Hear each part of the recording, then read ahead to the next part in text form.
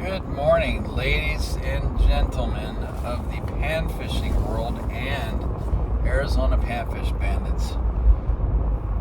On my way to work, I wanted to talk about Castnets. Now, if you're in Arizona, you know that we have the most restrictive castnet regulations in the entire country, which is a maximum length of 4 foot that spans out to 8 foot. It's fairly retarded. And the reason for that, and the reason that even Game and Fish kind of thinks that it's stupid, and I've talked to a few of the rangers, is that bait fish in general breed, they spawn so much and multiple times in the year that you're never going to run out of bait. It wouldn't matter. There was one guy on Saguaro one day that was a ranger. He said it would take an average of, and he figured this out in some mathematical way. He said it would take at least 1,000 anglers on 1,000 boats a solid week of daily cast netting to put any kind of dent in the bait fish in Saguaro alone. So it's dumb. It's not going to ever deplete the supply of bait fish to have bigger nets. And point of fact, most other states have much better regulations. In fact, some states don't have any limitations on net size. But for me, I hit the ponds with the cast net where they're not banned. Gilbert is currently the only city I know of that's banned, and that was because the soccer moms call PD too much. Is a 4 foot. It works perfectly good for me. I catch plenty of bait. I mainly sight bait fish. I know it would be different if, it was live scoping bait or seeing them on 2D sonar on a boat.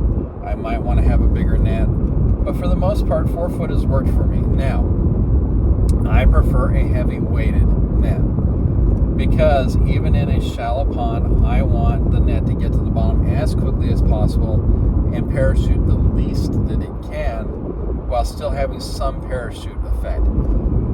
If it doesn't parachute to a certain point after a couple feet, you're going to lose a lot of bait fish. So I usually stick to the 1 to 1 1/4 pounds per foot of net. I have not had my own cast net for some time. I am currently borrowing my friend Chris's, which is going to be rectified pretty soon. This is payday for me, so after paying my bills, which is a lot this time, I'm still going to order a cast net on eBay. I typically get a Joyfish Manhattan from Lee Fisher in the 3/8 inch spacing that gets about 3/4 when it's cast. In the 1 pound weighted in a 4 foot, it's about 80 after tax, and they last a long time, unless like me you toss them to places for bait where you really shouldn't.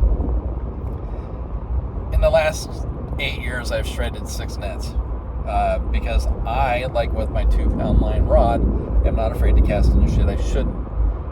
Without risk, there is no reward. Now, that being said, there are plenty of brands of nets that work. If you get a $17 eBay net, rest assured it's going to shred fairly quickly. They're punched out in droves. I would expect probably thousands a day, whoever makes them. A lot of them are unbranded on Amazon and eBay, but they are perfectly castable, and they are enough of an investment that if you lose the money, you're not going to cry too much. I will say this, Black Pearls, I had one, was the best net I ever tossed besides a handmade that I bought from a guy that was making them by hand, who no longer does so. So, you definitely get with cast nets what you pay for, but you also definitely get surprised by some bargains. Drazi brand, which is the one that Chris bought. It comes with a little zipper pouch that it gets in. It barely fits. The way that they fit it from the factory, you will never get it in that way again. It is a perfectly capable net. It's a little bit of an issue to toss. It's kind of ungainly to a point, but it's manageable. But I like the Lee Fisher Joyfish Manhattan. series because I can get it in a 4-foot and a 3/8. The last net I bought, I don't remember the name of the brand, but it was a 1/8 spaced, which was great, which is really not easy to find unless you get hand bead nets. And it cost me a pretty penny. It was about $180. But it would grab every type of bait, and it parachuted fantastically. It didn't close up too quick, except for when you pulled the tag lines, and it would spin real easy. And one thing with the Castnets that you got to realize is when you look online at them, you want to make sure that you get a good collar, okay? The ones that have real small or skinny collars suck to cast. They truly suck to cast. I like to have a fairly thick collar that actually fans out in my hand when I grab the material, because it really does assist the net in spiraling out and fanning out. I have seen the helpers that they make for nets. I've even seen a net that has a little like 12-inch span ring that the baitfish should come through when you cast the net, and it helps it parachute a certain way. I don't get it. I certainly wouldn't buy it. I don't trust something like that. The Betts nets, the whole line, the Old Salt's really good. There's blue and green versions. They're all perfectly capable, but Betts brand is great. The Eagle Claw is actually an exceptionally made cast net, but it's kind of costly for what you get, and I really don't agree with the cost. I've gone to Big Five and they've been like $50, and I'm like, I can go on eBay for $30 and get 5 times the net. So be careful how you look. I have a tendency to get the tagline, the good ones will have a thing for your wrist. I don't like the polypropylene style material, the fake material. I much prefer hemp or other type of natural fiber. I had one with the hemp and it was great. It never kinked up or anything like that. I prefer one that has at least 20 foot to 25 foot. That way I can cast out from shore in a pond and still have space to let it sink. Many of our ponds are anywhere from 8 to 18 foot deep. And if you see bait close enough to shore, you can easily manage casting that way. I like one with a thick collar. Like I said, thick and wide collar is great. Pound to pound and a quarter. You can get away with 3/4 on the ponds. I prefer it to be as fast as possible. And I really prefer vinyl line to monofilament. Monofilament tends to soak water up more. When I get a net, I put it in a 5-gallon bucket with about 4 ounces of fabric softener into warm water and let it sit for a day. And by day I mean 24 hours. I let it sit somewhere where it's nice and hot, sometimes in a garage, undisturbing anybody. It softens up the material without weakening the material. And then I'll spray it off wherever, or let it dry off, either way. It just depends on what environment I'm living in at the time. But I've noticed that when I do that, when I pre-treat my net, it most definitely opens up much easier and actually casts much easier too. It has a tendency to clean manufacturing debris off as well. Now, the way that I cast, there's 2 ways. I will have where I grab just under the collar and I pick 3 waist length pulls off of the line of my weak hand, which is my left. And I'm holding all the tag line and the collar in my dominant hand. I'll grab 3 long pulls in the same hand, and then I'll grab and I'll act like I'm pulling up a dress, essentially, and I'll spin with a half turn of my body and my arms, and I let go of this end, the last, and that's what spans it out. The other one I have is where I'll go about halfway down the net and I'll pull 3 to 4 pulls, shorter pulls, off that same net. Depends on the size of the net. 4 foot it's easier with. And then I'll just do a quick twist with my arms, and that's usually if I'm closer to the bait.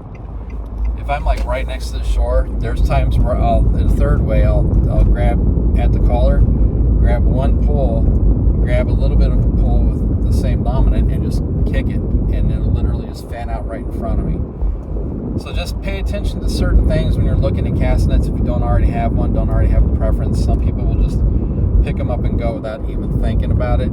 There's so much variety that you literally have choices out the ass, and you need to inspect and try a couple in the value range to get a feel for what you think is quality versus what actually is. I went through 2 nets, actually gave a couple away, and went through a couple of them because I just didn't trust the net. I really literally just did not trust the net. So make sure you pay attention to those things, and you should do just fine. There's tons of casting videos all over the internet. I still watch them to this day. I've been using Castnets for a couple decades now. I even first tried with my dad when I was a teenager, but I couldn't get the hang of it then because he'd get so irritated at the fact I didn't catch bait, he'd take the fucking net away from me. But I love casting them. I get pretty tired because my shoulders, I'm not as strong as I used to be. But I still like tossing the nets. I like the fact that I can get bait. Another thing to follow up on this is bait buckets. It is much preferable. I saw one that was a foldable bait bucket, which I'm probably going to get on eBay. It's about $35. It does not have a bubbler, but I got a bubbler.